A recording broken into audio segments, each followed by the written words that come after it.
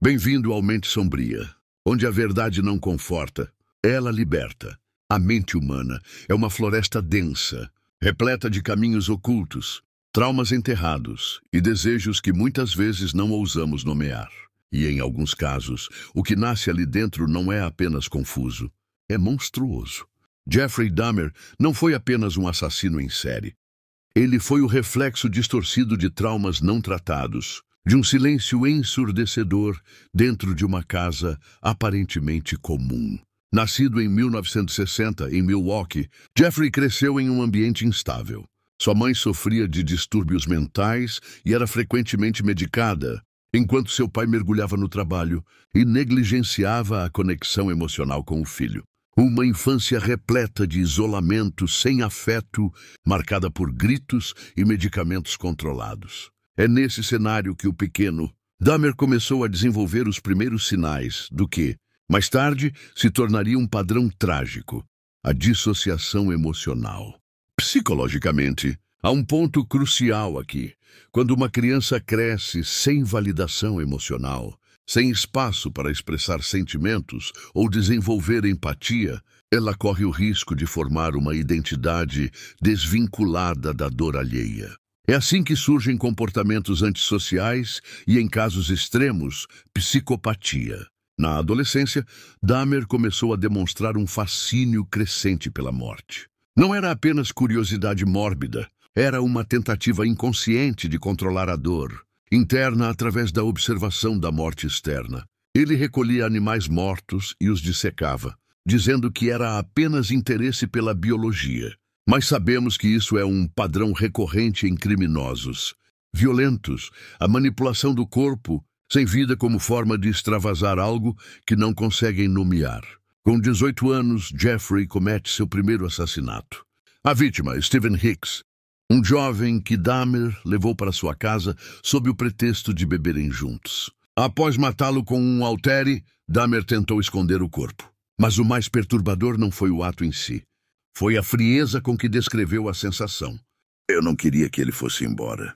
Essa frase é fundamental para entendermos a mente de Dahmer. Para ele, a morte não era o fim do outro.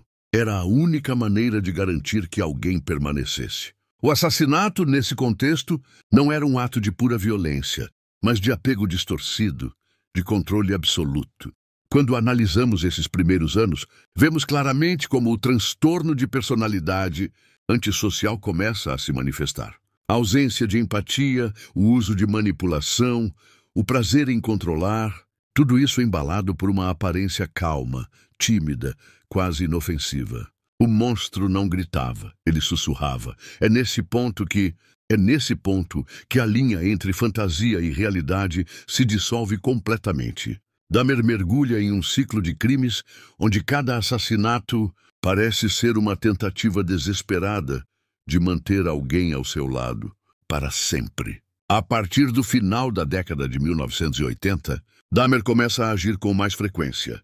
Suas vítimas, em sua maioria jovens homens, eram seduzidas com promessas de dinheiro ou sexo.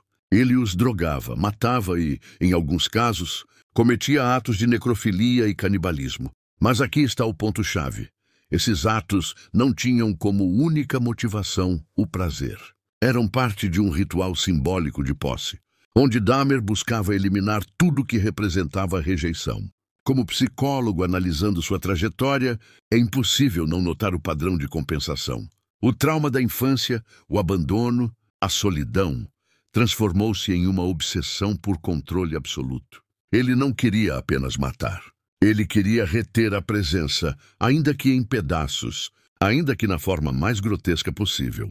Suas vítimas não eram apenas corpos, eram símbolos do afeto que ele nunca teve. Dahmer chegou a perfurar o crânio de uma de suas vítimas e injetar ácido, tentando transformá-la em uma zumbi obediente. Isso nos mostra o grau extremo de delírio e a negação da individualidade alheia.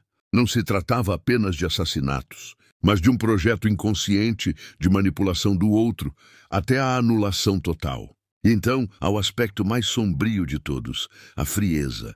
Dahmer levava uma vida aparentemente normal, ia ao trabalho, conversava com vizinhos, enquanto, dentro de seu apartamento, os corpos apodreciam, armazenados em geladeira, em barris com ácido, em gavetas. O cheiro insuportável do local foi relatado inúmeras vezes. Mas por que ninguém agiu antes? Aqui entra outro fator inquietante: o perfil racial e social de suas vítimas. Muitos eram homens negros ou latinos, alguns em situação de vulnerabilidade. Isso contribuiu para a negligência das autoridades, permitindo que Dahmer operasse por tanto tempo sem ser incomodado. Quando finalmente foi preso, Dahmer confessou com uma calma que assustava. Não tentava se justificar, mas também não demonstrava verdadeiro arrependimento. Parecia mais um espectador da própria tragédia. A psicologia forense identificou nele traços de transtorno de personalidade esquizoide, aliado a impulsos sádicos e uma clara dissociação emocional. A mente de Dahmer era um labirinto de dor, controle e perversão. E talvez o mais inquietante, tudo isso envolto em uma aparência de normalidade. Ao estudarmos a mente de Jeffrey Dahmer, não estamos apenas olhando para um monstro.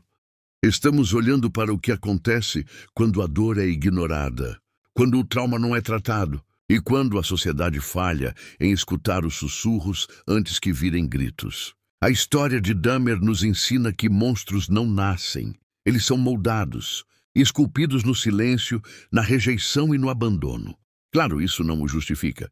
Ele fez escolhas, e essas escolhas destruíram vidas. Mas entender sua mente é fundamental para que possamos identificar os sinais antes que outros sigam pelo mesmo caminho. Hoje, com o aumento da solidão, da saúde mental negligenciada e do isolamento emocional nas grandes cidades, muitos jovens enfrentam batalhas internas silenciosas. E o eco da história de Dahmer deve servir como alerta.